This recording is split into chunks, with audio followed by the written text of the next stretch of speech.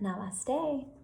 As promised, I'm going to do a little series of rising sign videos, and this video will be all about Scorpio rising and how it looks when you have certain sun signs with that rising sign.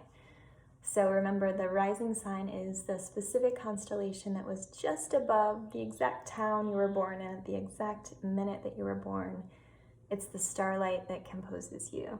It is who you truly are underneath everything else. Your sun sign is your ego, or the mask that you wear. It's how you attract people to you, and it's kind of how you get yourself out of sticky situations. It's how you get a job, move ahead in life, and that comes from wherever the sun was at the time of your, or the day of your birth. And so unlike the rising sign, which is transient, every couple of hours, the sun stays in the same sign for about 30 days. So, all right. So I'm going to start with Scorpio, just because I am a Scorpio rising and I have a soft spot. And I've been lucky enough to meet lots of Scorpio rising. So let's start with Aries sun. We'll just start at the very top of the zodiac.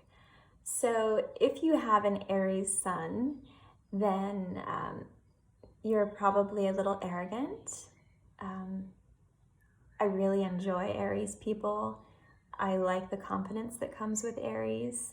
And it's not always arrogance. It can be just a really strong confidence. But it does tend to go all the way to arrogance. Aries is really looking out for number one, and number one is themselves. And so they have a habit of taking things really personally. If something's happening, it's happening to them. And if someone said something, it must be about them. And Aries are really fun. They're charismatic. They can talk to anyone about anything. They're fiery, and that doesn't mean that they're necessarily always extroverts, because I know lots of introverted Aries. And once they warm up, they're talkative and all over the place. And I also feel like every Aries I've ever met has been very attractive. So when you take that kind of like fiery, very young, Aries has like a really youthful, infantile quality about it. And I don't mean that in a diminutive way. They are the youngest of the zodiac. When you mix that with Scorpio rising, Scorpio is a very deep, dark, sensuous, mysterious, poetic, focused kind of sign. And so when you have someone who's Scorpio rising with the Aries mask or the Aries sun, you end up with someone who knows what they want. They get really, really tuned in really quickly. This combination would be something that would lend to an addictive personality. And I think the best thing probably about this combination is that these people are very fixed. Like, they know what they want. They're driven. I'd say maybe the hardest thing about this combination is that the people know what they want and they're driven. And so that creates a sort of stubbornness that is immovable. So next we'll go to, what's after Aries? Taurus. So Taurans are, of course, stubborn and steady, extremely loving and loyal. They're always affiliated with music in some way. If they're not musicians, then they're just music lovers. I apologize for using the words always and never. I'm trying not to, so I meant usually, not always.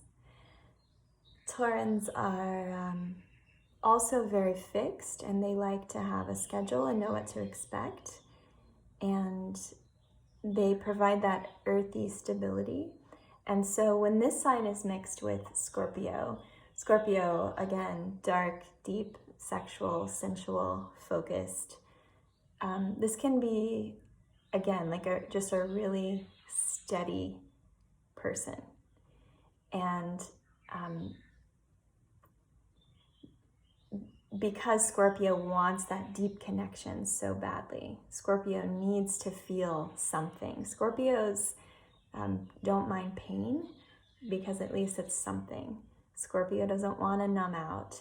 And so I am going to talk about addiction a lot probably. If this combination were coming from a place of addiction and into recovery, it would probably be because the addictive personality that led them to, go down whatever rabbit hole they went down also didn't feel enough. Like there wasn't enough life in that chosen path. So it's interesting because generally when people grab onto addictive behaviors, whether it's sex or gambling or alcohol or drugs, it's usually to escape and avoid some sort of pain. But the Scorpio rising eventually wins out because it's kind of like, I really need to feel something. And with all this numbing out, I feel nothing. So I think the most beautiful thing about a Taurus that would have Scorpio rising would be that Taurans are very playful, and that could be a really nourishing relationship to have a Scorpio Taurus. They sort of complete their own little package, and I feel like really all they want is just to love. They want someone to love, they want something to love. And if they're able to soften enough or open enough, be vulnerable enough to do so, then that can be really wonderful. Moving on to Gemini. All right. So I know people of the first two combinations that I said. I am this third combination, so I might talk here a lot. And so maybe I'll just, clip the video after four of these examples. So Gemini are up and down, back and forth, in and out. Geminis are creative and whimsical, and they are funny, and they like things to be different all the time. Geminis don't want to know what's going to happen. They want to just figure it out as they go. They do not like rules. Rules are not made for them. They can pretty much find a caveat, find a way out of any rule. The rules are for everybody else, but not for them. So when this sign is mixed with Scorpio, which is dark and deep and can be like Eeyore and can be really depressed, what I find is that whenever I'm getting into, especially in the winter months, when I'm getting into that dark space, when I'm getting into that just really sensual, deep spot, all I really need to do is come back into my Gemini self and kind of lift myself up out of that. And I know that Gemini by itself has a reputation of being very two-faced and flighty, but especially when you've got the combination of Gemini mask and Scorpio underneath, it can be kind of, it can blow people's minds, not in a great way, because they're like, whoa, this is not what I expected at all.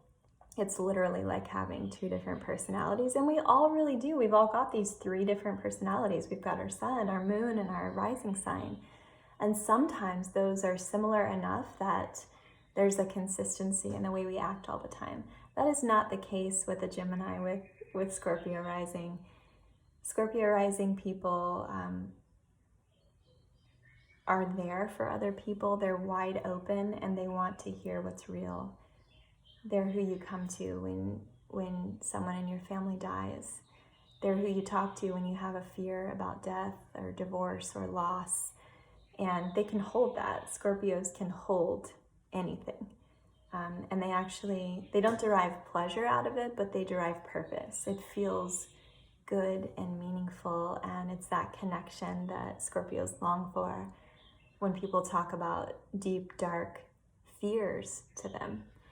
And so there's plenty of negative things about being the two most hated signs in the zodiac, Gemini and Scorpio, but there's also wonderful things, because if someone has a Gemini sun and Scorpio rising, they're able to hold all those deep, dark feelings for people. And then if the person is just like not wired to have all that heaviness, all that darkness, the Scorpio is intuitive enough to know, like, okay, I'm going to turn it over to Gemini now. And then Gemini can lighten it up and say, like, you know what, we should go get ice cream. And do you remember that time? And da-da-da-da-da. Gemini can be the life of the party and really lighten the mood. So it's kind of a cool combination to have if you know how to use it. Use that mask to your advantage. I've also had the opposite, where I can tell that I'm being very annoying and very like on the surface, yippee skippy, when really I need to drop down and join the real conversation and get into my depths. All right, so let's go to Cancer. And then I think this will be the last one because it's getting a little long. All right, so if you have Scorpio rising and your sun is in Cancer, it's kind of a relief. Unlike the last three signs that we did, these are both water signs, and they're both very similar. I like to think of all of the water signs like Scorpio's on the bottom of the ocean, Cancer's in the middle, and Pisces on the top. Pisces is a little more shallow than the other two signs. Cancer can get really deep, but they can also kind of, they don't get to the top. Cancers are pretty moody and stay in this space here in the middle of the ocean. And then Scorpio is the depths, the dark parts of the ocean where the sun does not shine. So that watery tendency to be very nurturing, very loving, but also extremely moody. Cancerians are great at gardening and cooking and really just taking care. So I know plenty of Cancers that don't cook or garden, but they take good care. They take good care of themselves. They take good care of people around them. Taking care is just what feels right for them. So when you've got this mask or this sun sign that wants to take care, that wants to nourish and grow something, and you mix that with the Scorpio, the depths, it's a really beautiful combination. However, that could get really dark with Cancer tending towards depression because they're so moody and because they take everything so seriously and so personally. And with the fixed Scorpio dark energy, that could really tend to some depression that might be hard to climb out of. So hopefully if someone's got that combination, then they've got a moon sign that is rather airy or light. So again, good to know. And also just, I feel like it's easier to know what to expect from yourself and how to explain to yourself why something is the way it is. If you're able to say, oh, it's because this is the starlight that I am made of. And this is the mask that I wear. And this is how I relate to people. So I think we'll stop there. We'll just do 4 at a time. So I'll do 4 sun signs with the next set of Scorpio rising. I can't wait to get to Libra because I know so many Libras who have Scorpio rising. Thanks for tuning in. Namaste.